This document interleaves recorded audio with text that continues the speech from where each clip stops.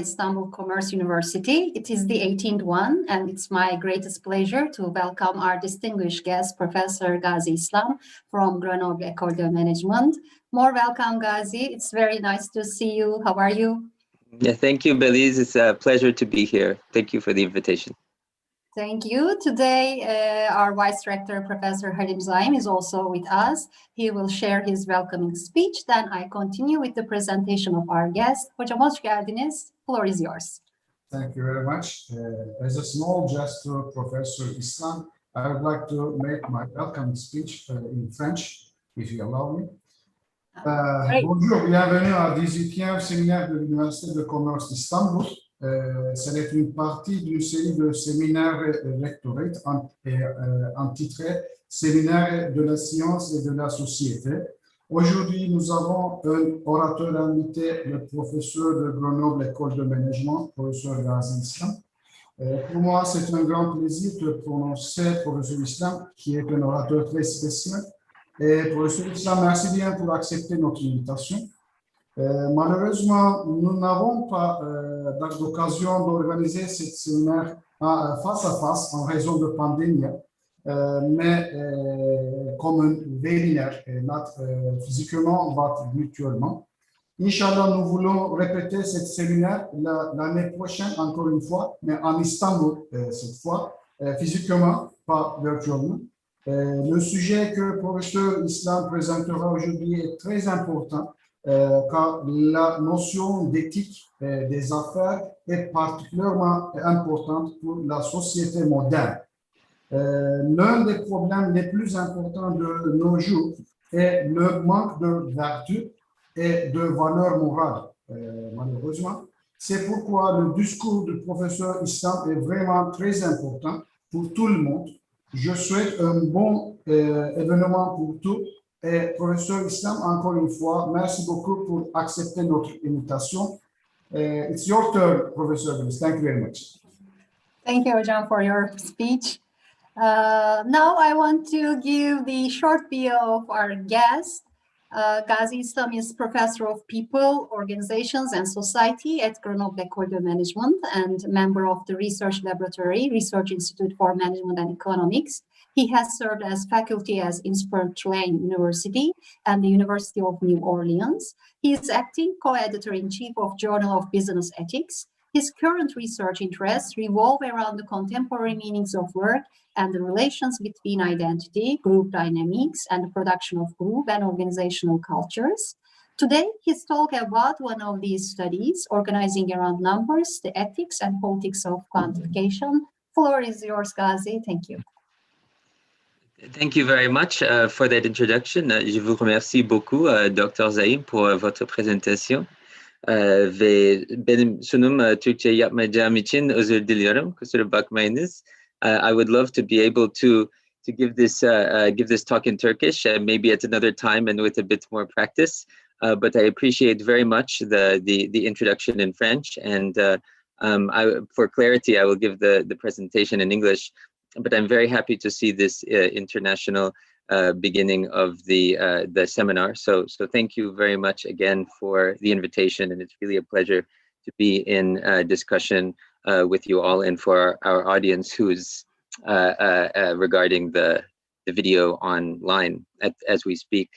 So what I'll do is I'll share my screen now with the slides for the presentation. Let's see, can you just confirm that when that has come up that's working okay? Can you see the slides? Yes, it's okay. Yes. Mm-hmm. Great. So I'll say a quick word about this project, how it came about, and what are the intentions of the project. I should say to begin with that this is a very early stage set of questions and interrogations that I've been making along with some colleagues around the idea of numbers, the role of numbers in processes of quantification, both in the social sciences and in organizations and organizational processes, both methodologically and practically. It's based on a paper which has recently come out in the Journal of Business Ethics around the ethics of quantification. That paper is meant as an early step in what I am hoping to be a much broader and larger research agenda, which will include empirical studies, normative papers around the role of quantification, of datification, and similar kinds of processes in organization and in the broader society. So this initial paper, which has just appeared in the journal, is meant to be a kind of opening interrogation of some of the broader issues that we should be taking into account and the kind of questions that we should be asking. So for that reason, I think we can think of today's discussion more as opening up of questions than of resolving questions. So I'm going to be doing a lot of this kind of opening kind of discussions where I'll be sort of posing issues and trying to problematize the way that we often see numbers, whether they are numbers in terms of accounting and reporting numbers, statistical numbers, metrics in terms of psychometrics or econometrics, or the ways that numbers pervade our everyday lives in ways that we're often not aware of, and to sort of problematize those in order for us to see what are the theoretical and the ethical and social issues that are behind those numbers. So to just begin with, to give a bit of the flavor for the kind of issues I want to discuss, I want to give some examples from recent literature and also from personal experience that might show a little bit why this would be something that would concern me and I think should concern you as well. The first example was quoted in a book by Bruno et al. Around the social sciences of quantification. And they gave a very interesting example of a public policy that had been implemented in New York City. And it was reported in the New York Times in 2015. And as part of an ongoing attempt to include more undocumented immigrants in public policy and to provide services for undocumented immigrants, the city of New York had implemented an identification card, a citywide ID card in which undocumented immigrants were able to receive some form of formal ID. So that was meant at a creation of an inclusion, a broadening of social services to new populations. And the article that was reported in the New York Times is that, unfortunately, in my opinion, many of the large banks of the city, including JP Morgan, Chase, and some other banks, refused to accept the official New York City ID card as a proof of identification for starting a bank account. And the discussion in the article was around the question of, well, normally a state ID would be considered a valid form of identification when you want to open an account in a bank.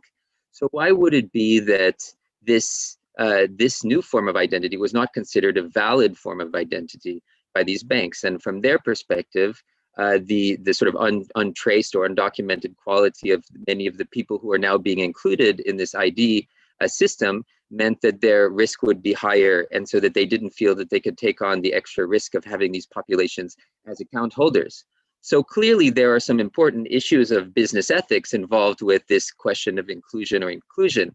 But what was interesting to me about this example is that normally organizations, as part of the question of who counts and who doesn't count as somebody that they could serve as part of their operations, usually it had relied on the state, right? In this case, the municipal authorities, to determine who counts and who doesn't count by creating a population and drawing their potential client base on the basis of those municipal calculations of who is part of the population and who is not part of the population.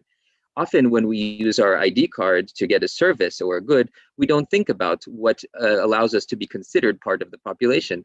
But in this situation, there had been a clear disagreement between the banks and the city of New York as to who counts and who doesn't count.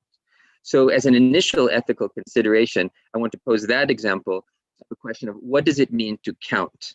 What does it mean to be considered as a member of a population, and the ethical issues which would turn around that? So that's a first example. We can already start to see how this could become a topic of a very deep kind of sociological discussion. A second example, which is also taken from that Bruno et al. Book, is about educational statistics and the way that educational achievement was being measured. They give an example of, by the 1980s, many of the international organizations, such as, for example, the OECD or the World Bank, had been looking at measures of educational achievement in terms of attainment, performance, and also cost efficiency. So, for example, by now we're very used to seeing things like what are the comparative math scores or language scores across different countries, or different levels of educational performance across countries. However, at that moment, while most of those organizations had already changed to these more performance-oriented measures of educational attainment, UNESCO, which was a different international organization, was continuing to use older measures of things like right to education, access to education, and public investment in education. Okay, so that's another way that one could measure education in terms of how much is the society investing in schools, how many people have access to their right to education, right? And a very different way of thinking about what it means to have educational policy when you compare with, for example, what is the level of math performance, right? Whereas math performance is thinking about, what is the total level of attainment per cost. The older version was about who is actually given access to education. Both of them are educational statistics, but they seem to be measuring very different kind of institutional backgrounds. With the older set, it was much more about public investment, and the newer was much more about globalization and performance in terms of a globalized environment. And those two, I think, represented deeper institutional differences. So that's a second example, quite different from the first one, but I think in both cases, we have a situation in which numbers represented something deeper about the form of society and the social institutions that were being created through the building of a statistic, through the inclusion within a population, etc. And the third example, this was more from personal experience around my own background in industrial psychology and organizational behavior, when we were studying the psychometrics of individual differences, so at a much more micro level, something like intelligence. And so I remember very vividly discussions that we would have in our seminars about the nature of intelligence that took a very sort of theoretical and also a psychometric tenor around should we conceive of intelligence as a single thing, which you could call general intelligence or IQ, and which would sort of cut across all different kinds of cognitive capabilities. Or should we think, as some psychologists suggested, that there were multiple types of intelligence, that there might be interpersonal intelligence or social intelligence, emotional intelligence, different forms. So instead of thinking of intelligence as a single unit or single concept around which we could compare and rank everybody, we should think of different forms of intelligence, and you could be perhaps high in one kind but low in the other. Okay, so, but what was interesting to me about those discussions and the sort of correlated measurement issues, should we have one measure or many measures, would always slip somewhat subtly but inevitably from an academic discussion about the classification of a mental capacity into a social discussion about how we are going to value the diversity of different kinds of people. Right, so that when we're talking about general intelligence, it was almost always the implicit assumption that everybody could be rank ordered on a single scale, whereas the multiple intelligence discussion was almost always motivated by the idea that different people could be excellent in different kinds of ways, so that rather than ranking people according to a single continuum, we could think about different forms of high and low performance according to different criteria, and thus we could include more kinds of human capacities in our worldview, so that you could say the scientific or the epistemic idea of intelligence as one or many categories would almost immediately be grafted upon a more social and political question of unity versus diversity of populations. Okay, so those three initial examples are just meant to show how at the level of politics, at the level of statistics, but also at the level of how we think about individuals, numbers are extremely important tools by which we include and exclude, by which we value certain things and devalue other things, and by the way we think about ourselves as included in society.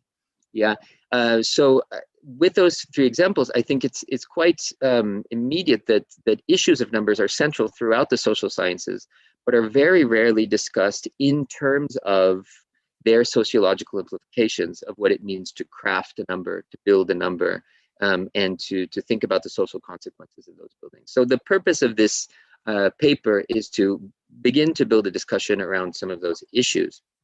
So let me just see if I can get it. Yeah, so if the question, why quantification? Why is this something that concerns me, right? We can say that many or most social spheres today are subject to quantitative description. And if they are not already, they're being pushed toward that. Anybody in higher education these days can immediately feel the push toward university rankings, impact factors, publication points or stars, students' evaluations. So everybody in our sector is very aware, I think, of the increasing importance of numbers. But this is not just in higher education. I think across spheres of social activity, public or private sector or NGO sector, the idea of measurement and quantification of what we're doing in terms of work and organizing is more and more important. Within the sphere of business ethics, this has become extremely important within CSR, social reporting, environmental activities, sustainable development goals. So more and more our activities are being linked to forms of reporting and forms of quantification. Okay, so that's at the level of organizing. But at the individual level, more and more, I think we can all see how our private lives are being subject to forms of quantification that are often self-chosen. When we put on a Fitbit to look at our pulse as we go running, when we think about how many calories we eat or calories we burn, when we think about how many likes or clicks we have had on our YouTube page or on our Facebook, about how many downloads we might have had of our articles if we're academic. So leisure activity, social activity, psychological activity in terms of our well-being or our happiness, more and more these are being put in terms of numbers and the building of numbers. And systems are being put in place that quantify those forms of experiences from the more micro to the more macro. Often those numbers are then fed back, especially when we're on the internet and in social media systems or other computer-based systems. They're often fed back into algorithms, which use those numbers then to make predictions about who we are, to classify us in ways that sometimes are clear, but sometimes not clear, and to create new forms of surveillance that then have effects on us, which are not always transparent. Okay, so that's a very wide range of activities, social and personal activity, that are linked to numbers and manipulations around numbers. Okay, so those forms of measurement and forms of quantification also go along with new forms of markets and valuation that come as we think about ways of valuing and marketizing things which were not previously marketized. The most obvious here would be the example of carbon markets or other kinds of environmentally oriented markets where we could say, well, how much is a kilo of carbon worth given the different public policies, for example. So the quantification of something like that, of pollution or of a certain amount of social criteria is something that we're trying to understand and still remains somewhat opaque. So these increased kinds of reporting, which are no longer simply financial reporting of businesses, but also social reporting, environmental reporting, force us to quantify and to, in some sense, marketize social activities which were not previously marketized or quantified, and to think about things in numeric terms, which before were maybe thought of either in linguistic or social or symbolic terms or political terms, but not necessarily in terms of numbers. Okay, so, and finally, at the individual level, we think of ourselves more in terms of numbers, you know, our impact factors, our download rates, our number of followers, our number of friends. Okay, so each of those phenomena really push the role of numbers in generating knowledge, also shaping our behavior, and establishing new kinds of institutions and social forms which allow us to organize with each other and to understand what we're doing. So that's the background motivation. Now, I know I'm going quite quickly here, but hopefully we'll have a lot of time for some questions and some discussion about this. And I should say also, Beliz, I don't know what the capacities are for breaking in and asking me questions while I'm speaking, but please feel free. We will take all the questions at the discussion session, so we have time. Okay. Okay, great. So please let me know. Okay. So, thank you. So to define quantification, I'm using a very quick definition that was taken from Esplin and Stevens about the production and communication of numbers. So that's a very straightforward definition. I should notice that there's something there that's a little bit strange, I think, to our colloquial way of talking about numbers as something that is produced. Normally, when we think of a number, we think of something that's already there. You know, there's just a number of things in the environment. We don't think of a number as something that we make, that requires labor and construction. But I think anyone who's worked in one of the sites of numeric production, whether it's NGOs or in econometrics or psychometrics or reporting and accounting standards, a number is something that takes a lot of work and a lot of labor to make, to converge upon, and also to legitimate once it's made, to show that that number means something and to convince people that that number is actually reflecting some part of reality. Okay, so often numbers involve taking social experience or social phenomena that exist in some other form, in some implicit or tacit form, and rendering it as a number, turning it into a number. Okay, so measurement and reporting, what Marilyn Stratton calls audit culture, the fact that forms of audit, forms of verification in terms of numbers are expected across different organizational areas, and rankings, rankings of educational institutions, but other kinds of rankings, and also mathematical and statistical analysis are subsections of that broader tent, which we could call quantification. So a term that is often used probably more commonly than quantification is the term datification. So here I'm not drawing a tight equivalence between datification and quantification. I think that they're two somewhat different phenomena.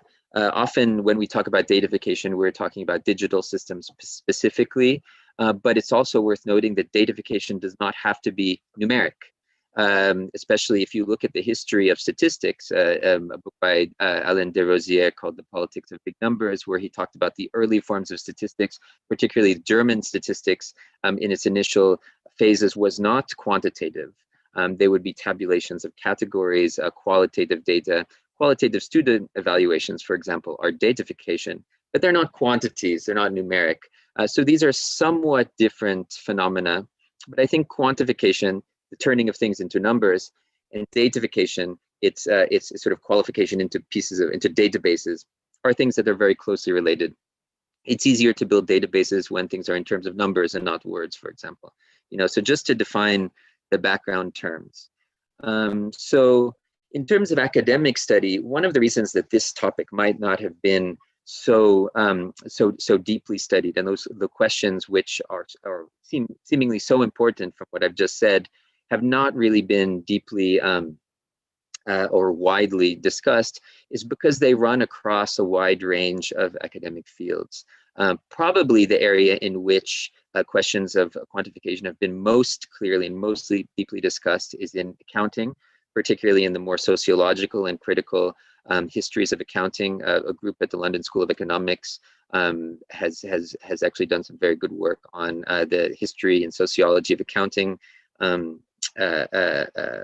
People like Michael Powers, for example, to somewhat less commonly in statistics, the history of statistics, in somewhat psychometrics, probably more so in econometrics, but some histories of statistics, for example, Ian Hacking, history of statistics by Gigerenzer and Alain Desrosiers, who I mentioned earlier, are some of the key names in this.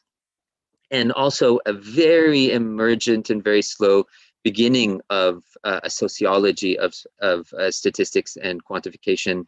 Wendy Esplin is probably a central figure in this discussion, but there are more and more sociologists who are starting to look at issues of quantification, and they often use different terms or words to describe those studies. Sometimes they call it audit culture. Sometimes they call it datification, particularly in digital sociology. The push to discuss datification is increasing. There is a journal called Big Data and Society, for example, where under the term datification, I think you can find much more work. So, however, there is a surging interest in this, and part of that is because of the digital revolution. So issues of how things are transformed into numbers, into algorithms that are used in artificial intelligence, in machine learning, and in other algorithmic processes are becoming extremely important, and probably will continue to become increasingly important to all social scientists, in fact, and regardless of the area. Within the realm of business studies and management studies, there is increasing interest. So a recent survey of the literature by Mark Peretz and colleagues recently has come out in Organization Studies. The Paradis and Zyphers, a recent series of articles on the historical ontology of statistics in the Journal of Business Ethics, also good examples. The article that I've just published in Journal of Business Ethics is another example. Masmani and Beckman have recently put out an article about rituals of quantification, so ways in which quantification occurs in organizations, how we turn things into numbers.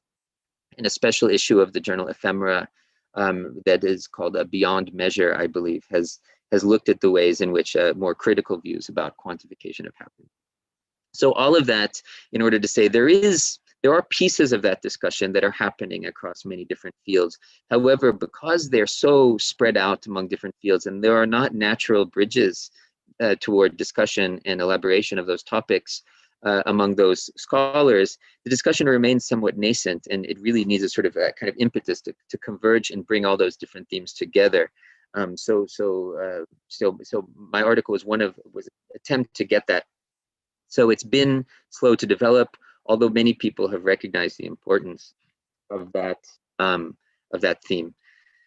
So let's get a little bit into some of the content of what's happened when we open up the black box of quantification, right? So part of the issue here is that quantitative researchers, social scientists who use quantitative methods, often view quantitative methods or quantification as a series of tools or methods. So you learn how to do statistics during your PhD, for example, and you apply statistics or other quantitative methods in your work. Whereas qualitative researchers, who are often looking more ethnographically or more reflexively or more kind of broadly at social phenomenon, what might have, I might suggest, a phobia of numbers in some ways. They might avoid doing statistics because it seems as a method something they don't want to implement. I think one consequence of that bifurcation between qualitative and quantitative methods is that often the qualitative study of quantitative methods has been left a bit on the side, so that the ways that the cultures of quantitative methods, the way that people form quantitative methods is something that should be studied qualitatively.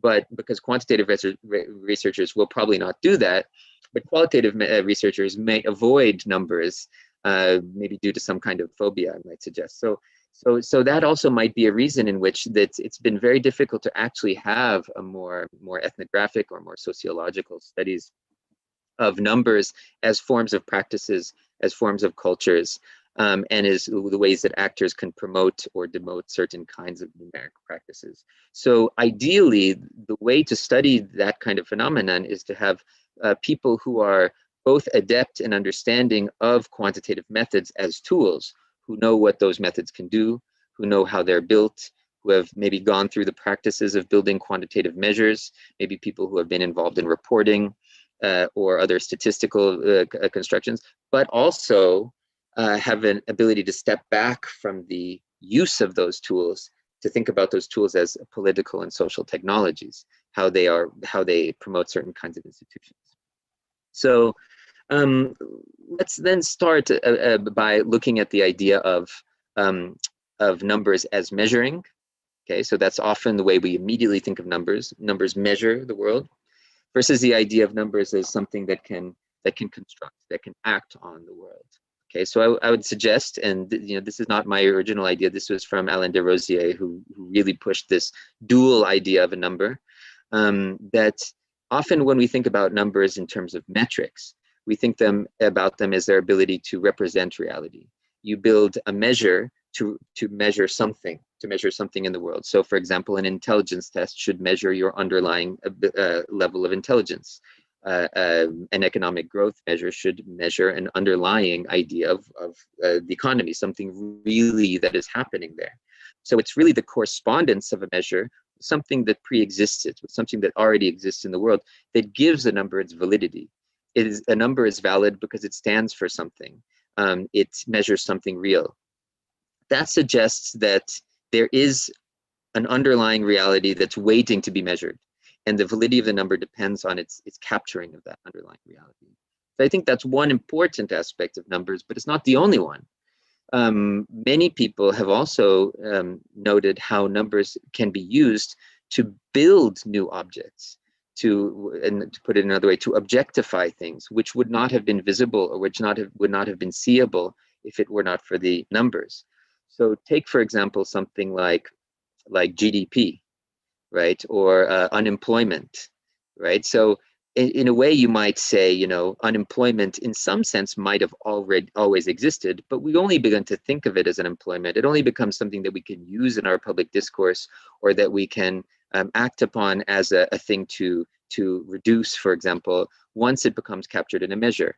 In fact, the whole idea of an unemployment rate really only becomes socially usable once we have a conception of a metric for it.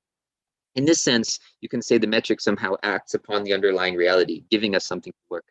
So Hacking also gives the idea of a disease rate. He gives a concept of, if you look at, in the contemporary corona epidemic, pandemic, you often hear people talking about, the R or some other kind of rates, but asking, which number should we use? Should we use the national disease rates? Should we use death rates? Should we use spreading rates? What would be the correct number? And those numbers are linked to different policies and different kinds of actions. So to ask, well, what is the real kind of objective situation under those numbers is a little bit to get the question wrong, because in fact, everything we do regarding COVID depends on the numbers that we build around it, and so it's not like those rates are simply waiting to be counted. They exist through our counting practices. We conceive of them, we build them through our counting practices. And when we do so, we create something that Desrosiers referred to as things that hold, right? Things that have a certain solidity, that become usable, that become somehow robust, right? So it's the creation of objects through metrics, which is at play here.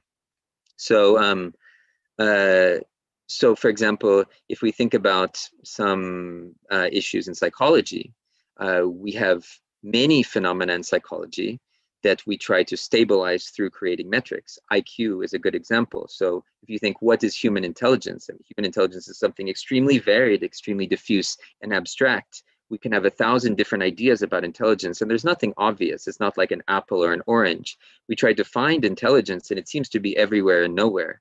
So what do we do in order to stabilize it and give ourselves an opportunity to discuss it? We create a measure, and we say, here is an IQ test. An intelligent person is somebody that does well on this IQ test. We do the same with things like well-being or happiness. We say, well, happiness can be so many things in so many different cultures and so many different places. But if we make this test, then we can nail it down and say, well, a happy person is somebody that does well on this test. And then it anchors our discussion, and it allows us to form, for example, a public policy that says, oh, how can we invest more money in increasing our happiness rates in this place based on this test, right? So the test becomes a sort of a point of social stability that allows us to do some activity. Okay, so, and the question I think we have to ask, it's most obvious in the psychology situation, is to what extent do those tests then come to replace the actual lived experience of people in their, for example, their well-being or their happiness? To what extent do they start to see themselves as defined by that test, and sort of that might replace any prior notions they had of who they were, what makes them happy, what kind of intelligence they could have, what sort of personalities they have, for example. So the tensions between thinking of numbers as a measure versus thinking of them as something that creates or constructs reality, it highlights this dual aspect of numbers. They have this dual character. And I put a quote by Adam Greenfield from his book, which I think is very useful in this context. He talks about targets, and he gives the quote, when a measure becomes a target, it ceases to be useful as a measure. Right, and if you think about it, many of the numbers that we use today in society have both the aspect of a measure. They purport to measure something that already exists, and they become used as targets, things that we're supposed to reach. So, for example, if a dean of a university wants to measure the performance of an academic, they might say, well, how many publications do you have? So a professor with high performance should that should be measured by having maybe a lot of publications or very good teaching evaluations, for example. This is supposed to measure the underlying construct of performance. But then again, you could say, well, your 5-year target then would be to have this many number of publications or this much increase in your student evaluations. At that point, it's no longer acting as a measure, it's acting as a target. And so instead of using the measure to understand what's happening in the world, you're trying to change the world to meet a certain target measure. So the order of authority between the measure and the world switches. Instead of the measure measuring the world has to change to meet the measure. Okay, so again, that dual aspect of constructing versus measuring reality. So I think just for time reasons, I want to jump to the three main areas, actually, three main areas in which I see this ethics process happening. So instead of only 10 minutes for presentation, if it's appropriate for you, Gazi. Okay, yeah, 10 minutes is perfect, actually. 10 minutes is great. Yeah, yeah. Okay. So I'll go through these three. So a part of the article is trying to break up this process of building numbers from one large set of practices into three small subsets, and we can discuss each of them separately, and they will have different ethical components and different implications. And just to preview, the three will be called capture, specification, and appropriation. Okay, so the capture I'm thinking of as the initial moment in which a number the world is transformed into a number. Okay, so and I call it capture because we're assuming, at least for this step, that there's something happening in the world, some social life, some experience, and that we want to turn it into a number for some reason or another. It could be to marketize it, it could be to measure it, it could be to know it. Okay, so the idea that quantification involves some kind of extraction from the world. It's been called extraction by Sadowski. Van Dyke called it life mining. Dean talks about in terms of communicative capitalism. In all of the cases, there's something in the world. It could be our social interaction. It could be our thoughts. It could be our economic activity that is then converted into a number, and that conversion involves some kind of capture. Okay, the capture does not have to be quantitative. It could be also putting something into words. Trying to describe an ineffable or undefinable feeling is often also a form of capture. So you can have qualitative capture, but quantitative capture happens when you measure something according to a number. Okay, so the ethical part of quantitative capture involves questions about when are we justified in taking social experience and turning it into a number, right? When should we turn something into a number, and when should we not turn it into a number? When should it be left outside of the realm of quantification? So the ethical aspects of capture involve this decision: should we or should we not numerically represent something or numerically anchor or capture something? Okay, so that will involve a series of ethical questions, and that's something maybe for further thought. The second process, we talk about specification. So then the issue is, once we have decided, yes, that we do want to represent the world numerically, the question would be, how will we represent it numerically? Where should we build one number or many numbers? What would be the form of the numerical procedure by which we create the number? For example, if we want to count a population, who would be counted within the population or outside of the population, right? I mean, think about a city like Istanbul. If somebody says, what is the population of Istanbul? Well, there are many ways that you could establish that. The question is, how far would you go before deciding who is inside or outside of Istanbul? Would somebody have to be born in Istanbul? Could they simply be passing through? Is it in daytime or nighttime?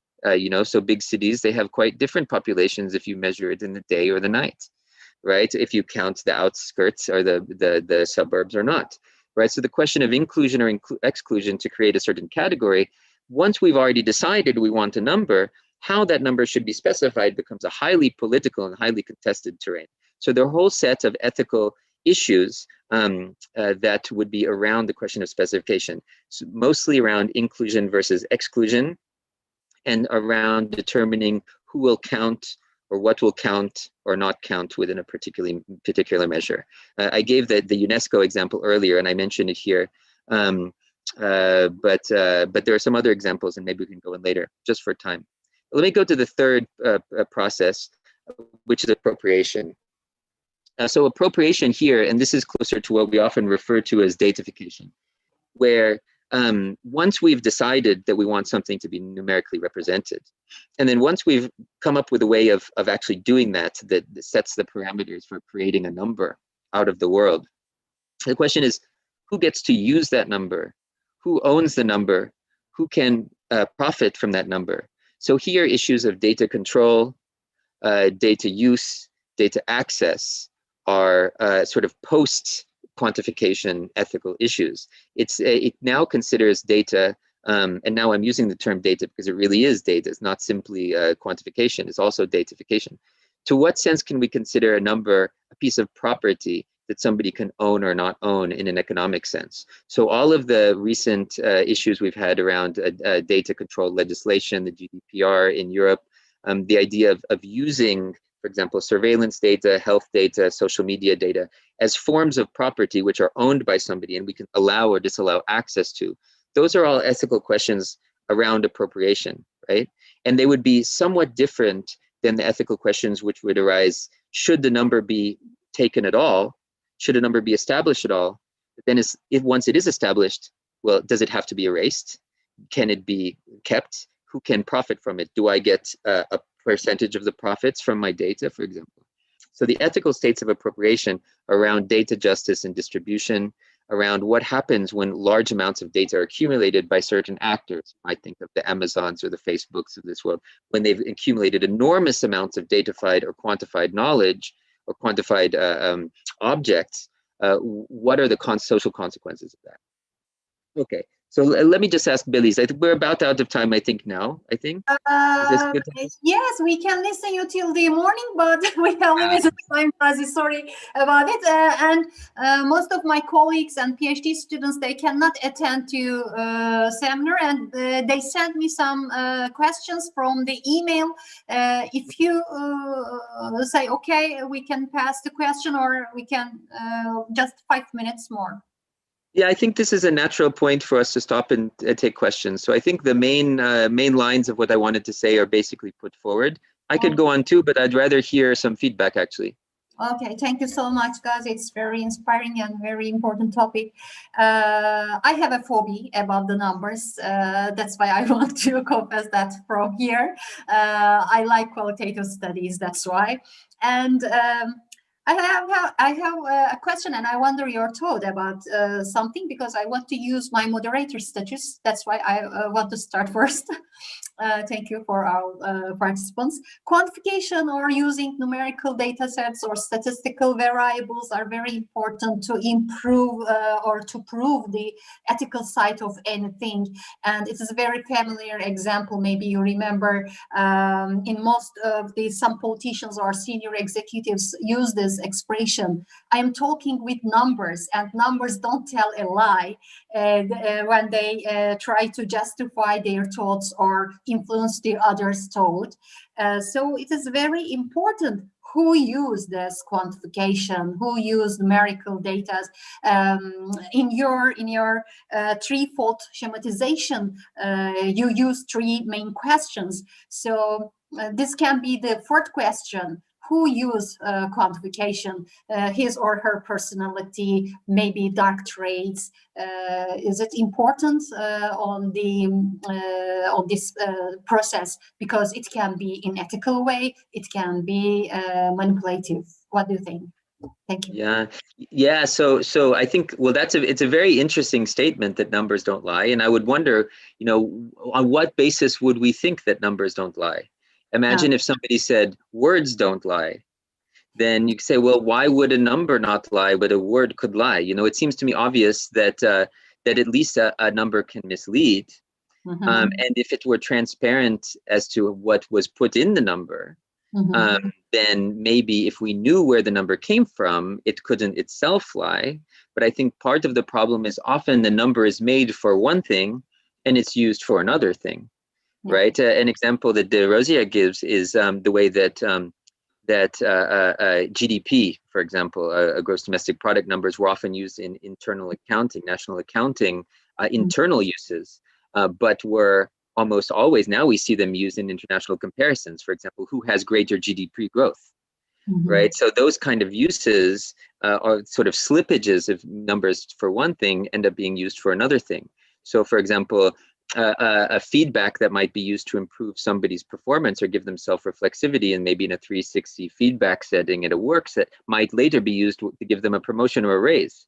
But maybe the measure was not built for that purpose, but when it's used by somebody else, it then changes its purpose. So the number is not exactly lying, but that what it's built for is now being used for another purpose. And perhaps if you were going to initially use it for that second purpose, you wouldn't build it in that way. Yeah. Thank you. One question from our PhD student. I have a question. In your opinion, how can we reduce the monopoly and control of data by certain big players? Yeah, I guess I'm assuming that by certain big players, the student means large technology companies. And yeah, so I think there is certainly a place for national and international forms of legislation.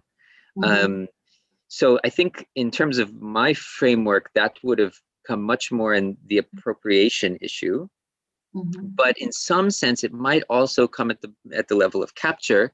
To what extent should that data be captured at all? To what extent should we allow quantification sort of without questioning, but then only pose our questions as to what you can do with the information? Who owns the information? Do you allow your information to be used?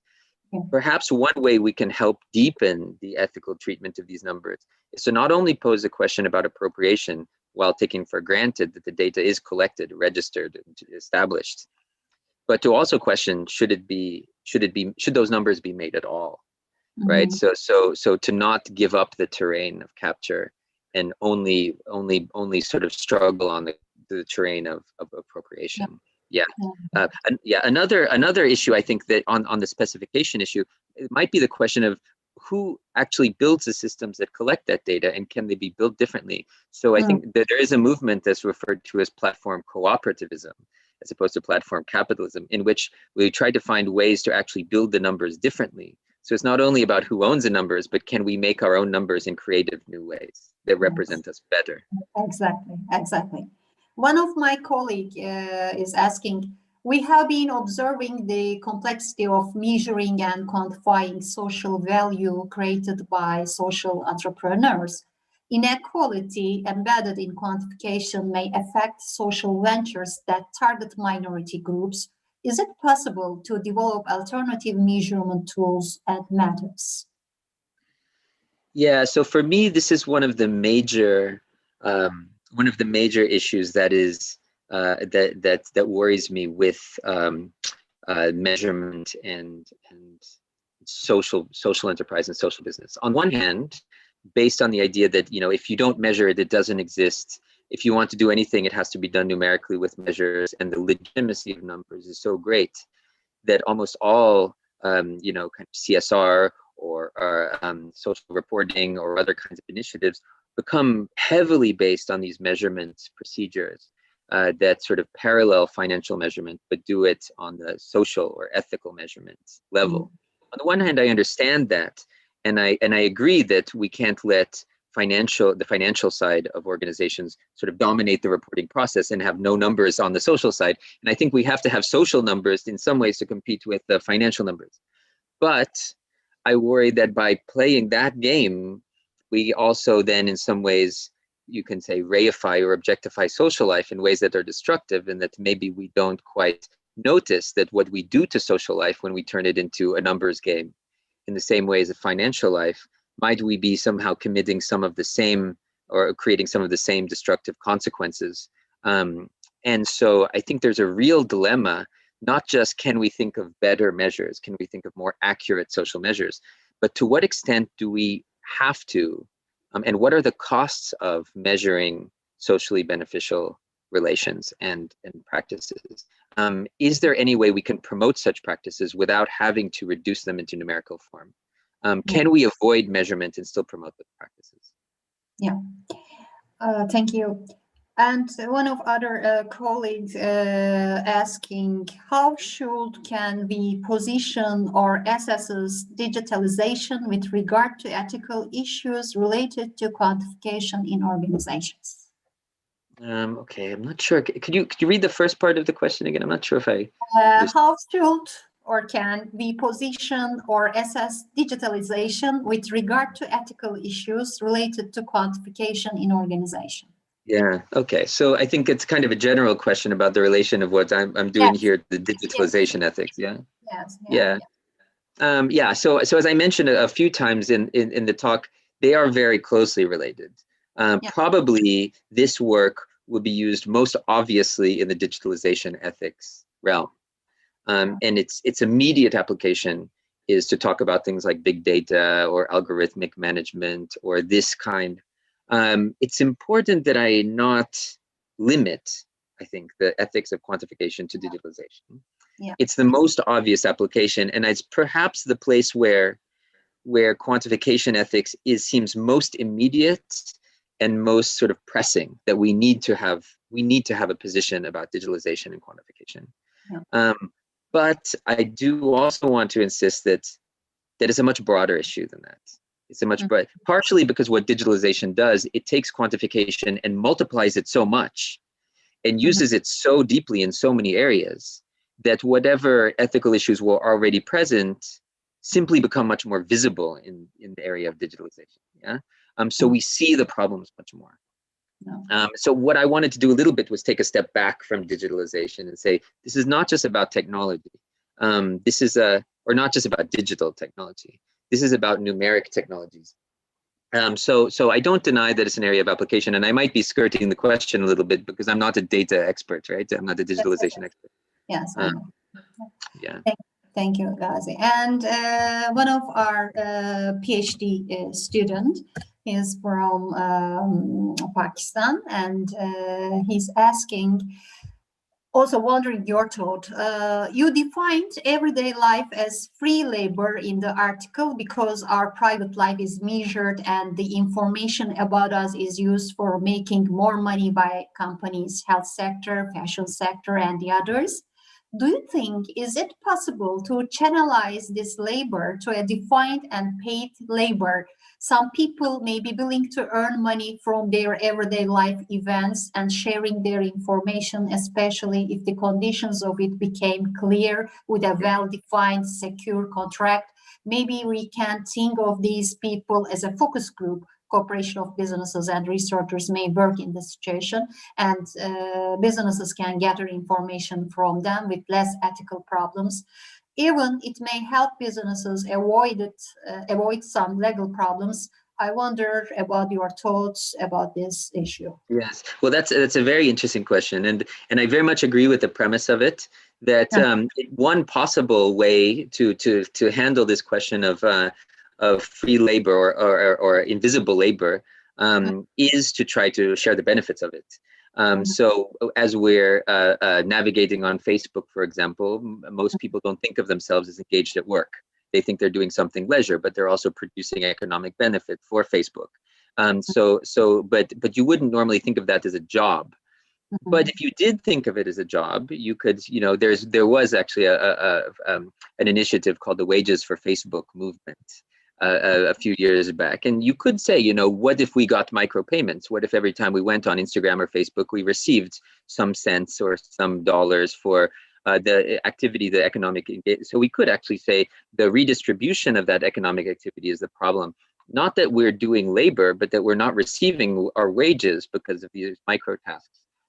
So I think there are two sets of ethical issues. One is, should there be economic activity, or should our social relations be capitalized or marketized in this way in the first place?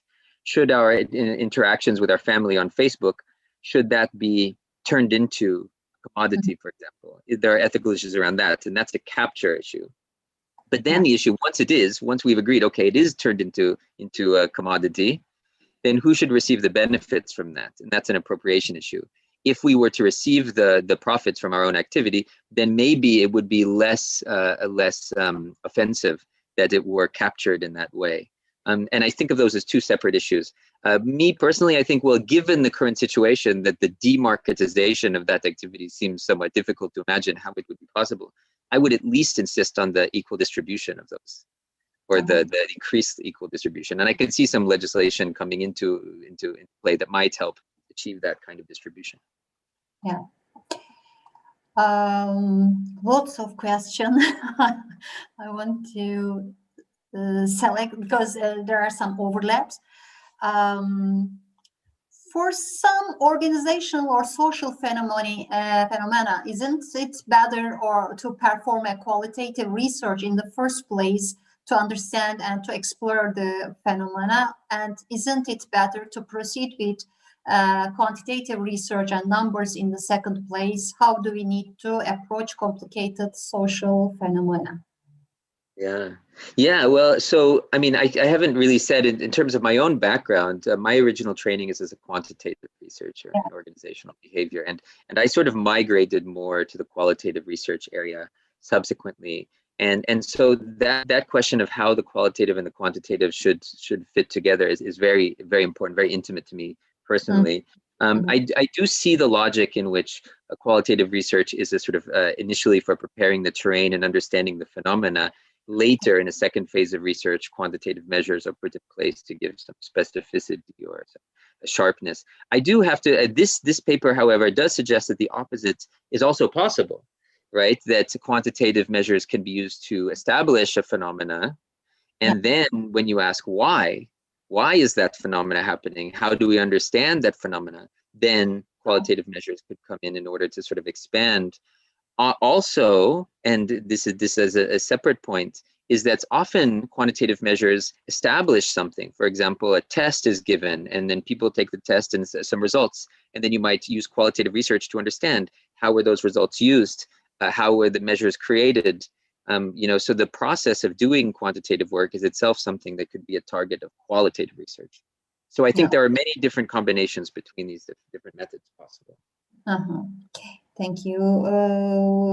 Again, one of our PhD students asking, the success of digital quantitative databases, example, Cambridge Analytica, blockchain technology, digital transformation under IoTs, have proven to be not only effective, economically viable, and time-saving, but true in their nature, being an accurate depiction of human beings' thoughts, feelings, judgment, potential, understanding, belief system, opinion, and ideology.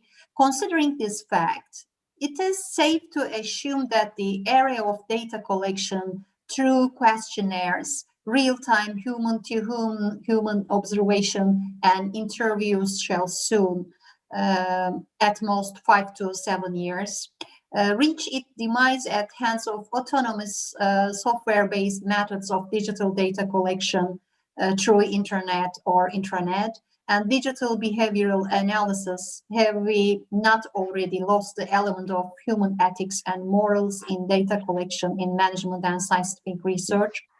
Thus, is there not a need to amend the definition of what is permissible under ethics? Sorry, this is a little bit long question. Oh, it's a big question. It's a very good one. And I would question the premise of the question. I'm not sure, and I don't think anybody knows, in fact, of how accurate such systems are. And I think that's part of the problem. It may be that the systems have so much data that they can accurately see beyond any of the other ways we have of understanding human institutions, organization. It may be that they're totally wrong, but we have no way to see that they're totally wrong because we don't have any other ways actually of assessing or comparing. So we don't actually know how accurate that information is. But then a third possibility is that they are totally wrong, but because we believe that they are right, we then change our actions and our behaviors in order to fit that data so that they're not true today, but that because we believe in them, they might be true in 10 years because we've then changed everything else to fit what those measures say. And that would be the performative aspect. So in other words, when I see something like those big databases at Cambridge Analytica or those large social media, I wonder whether the primary effect is to give us a new view on what already happens or to give us something that we can believe in, that we can shape what we do next. Yes. And that those two effects might actually be quite separate effects. Yeah. Gazi, thank you very much. There are some other questions. Maybe I can send you later. It is very nice to listen you about this inspiring and very important topic. And I hope next time we will host you face-to-face in our university in Istanbul. Thank you so much. Thank you for all participants. I hope, I'm sure we will maybe make the second one together. It was very nice. Thank you. Thanks so much, guys. I look forward. Thank you, Beliz. Okay. See you and have a good day. You too. You too. Bye-bye.